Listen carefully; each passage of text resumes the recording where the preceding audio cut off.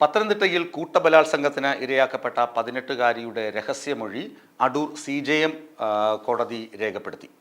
കഴിഞ്ഞ ദിവസം മൊഴി രേഖപ്പെടുത്തുന്നതിനിടെ ദേഹാസ്വാസ്ഥ്യം ഉണ്ടായ പെൺകുട്ടിക്ക് പിന്നീട് മൊഴിയെടുപ്പ് പോലീസുകാരും പൂർത്തിയാക്കിയിരുന്നു.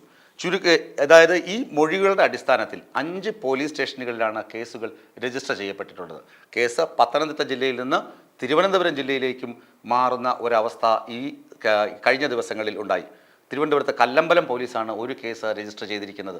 കാരണം അവിടെ വെച്ചും പീഡനം നടന്നിട്ടുണ്ട് എന്ന മൊഴിയുടെ അടിസ്ഥാനത്തിലാണ് കല്ലമ്പലം പോലീസിന് കേസ് കൈമാറിയതെന്നാണ് പത്തനംതിട്ട SP TG വിനോദ് കുമാർ പറഞ്ഞത്.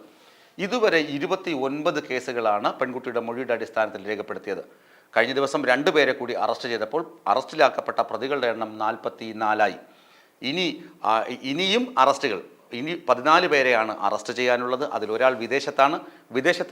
വിദേശത്ത് ഉള്ള പ്രതിയെ നാട്ടിലെത്തിക്കുന്നതിന് ലുക്കൌട്ട് നോട്ടീസ് പുറപ്പെടുവിക്കാനുള്ള ശ്രമത്തിലാണ് പോലീസ് സംഘം ഇപ്പോൾ.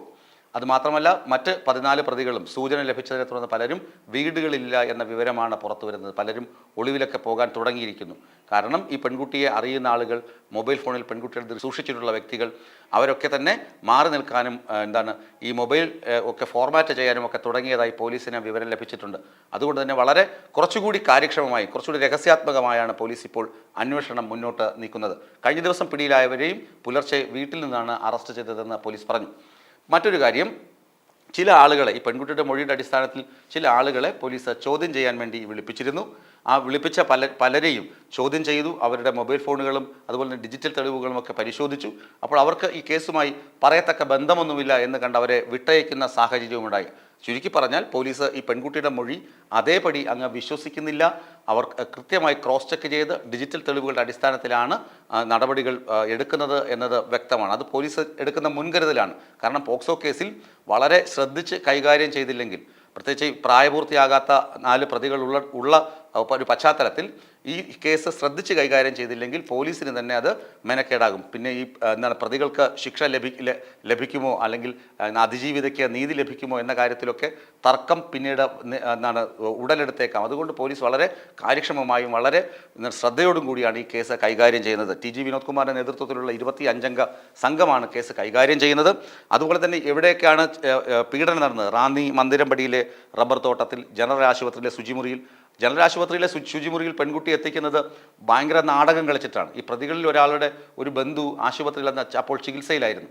ആ ചികിത്സയിൽ കിടക്കുന്ന ആളിനെ കാണാൻ പോകാം എന്ന് പറഞ്ഞ് പെൺകുട്ടിയെ കൂട്ടിക്കൊണ്ടുവന്നിട്ടാണ് ശുചിമുറിയിൽ വെച്ച്, ആശുപത്രിയുടെ ശുചിമുറിയൊക്കെ ഒന്ന് ഹൈജീൻ ആലോചിച്ച് നോക്കുക, ആശുപത്രിയുടെ ശുചിമുറിയിൽ വെച്ച് 4 പേർ കുട്ടിയെ ബലാത്സംഗം ചെയ്യുന്നത്. അത് ഭയങ്കര നാടകം, തിരക്കഥ തയ്യാറാക്കി പെൺകുട്ടിയെ വിളിച്ചു കൊണ്ടുവന്ന് ശുചിമുറിയിൽ വെച്ച് 4 പേർ പീഡിപ്പിക്കുക. ആലോചിച്ച് നോക്കുക അതിൻ്റെ ക്രൂരത. അതുപോലെ തന്നെ ഇത് പ്രൈവറ്റ് ബസ് സ്റ്റാൻഡ് പരിസരത്ത് വെച്ച് ആളുകൾ, ഈ ഇടനിലക്കാർ പെൺകുട്ടിയെ ആവശ്യക്കാർക്ക് കൊടുക്കുന്നു, കാശ് വാങ്ങി കൊടുക്കുന്ന സാഹചര്യം ഉണ്ടായിരുന്നു. അതുപോലെ ആളില്ലാത്ത പ്രൈവറ്റ് ബസ്സിൽ ഒതുക്കിയിട്ടിരുന്ന, പാർക്ക് ചെയ്തിരുന്ന പ്രൈവറ്റ് ബസ്സിനുള്ളിൽ വെച്ച് പെൺകുട്ടി ലൈംഗിക പീഡനത്തിന് ഇരയാകുന്നു.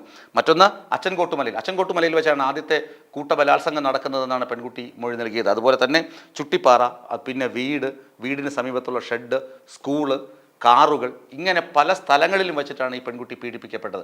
അതിൽ ഒരു പ്രതിക്ക് കല്ലമ്പലവുമായി ബന്ധമുണ്ട്. ഒരു കേസിന് കല്ലമ്പലവുമായി ബന്ധമുള്ളത് കൊണ്ടാണ് പത്തനംതിട്ട പോലീസ് ഈ കേസ് കല്ലമ്പലത്തേക്ക് റഫർ ചെയ്തത്. കല്ലമ്പലം SHO പറഞ്ഞത് അദ്ദേഹം കേസ് അന്വേഷിക്കുന്നു, ഉടനെ തന്നെ പ്രതിയെ പിടികൂടാൻ കഴിയുമെന്ന പ്രതീക്ഷയും അദ്ദേഹം പങ്കുവയ്ക്കുന്നു. ചുരുക്കി പറഞ്ഞാൽ പത്തനംതിട്ട ഇത്രയും വ്യാപ്തിയുള്ള, വളരെ വ്യാപ്തിയുള്ള, വളരെ ആഴമുള്ള ഒരു പീഡന കേസ് രാജ്യത്ത് തന്നെ ആദ്യമാണ്. പോക്സോ കേസ്, ഇത്രയധികം പ്രതികളുള്ള കേസ്. അതിനകത്ത് പോലീസ് 44 പേരെ 5 ദിവസത്തിനുള്ളിൽ പിടികൂടി എന്ന് പറയുന്നത് വളരെ വലിയ അച്ചീവ്മെൻ്റാണ് പോലീസിൻ്റെ ഭാഗത്തു നിന്ന് ഉണ്ടായിട്ടുള്ളത്. അതുപോലെ ഇനിയും 14 പേരെ പിടികൂടാനുണ്ട്. വിദേശത്തുള്ള പ്രതിയെ നാട്ടിലെത്തിക്കാനുള്ള ശ്രമം നടക്കുന്നുണ്ട്. പിന്നെ ഈ പെൺകുട്ടിയെ ഇപ്പോഴും നിർഭയ കേന്ദ്രത്തിൽ തന്നെയാണ്, കോന്നിയിലെ നിർഭയ കേന്ദ്രത്തിൽ തന്നെയാണ് പാർപ്പിച്ചിരിക്കുന്നത്. പോലീസിൻ്റെ സുരക്ഷ ശക്തമാക്കുകയും ചെയ്തിട്ടുണ്ട്.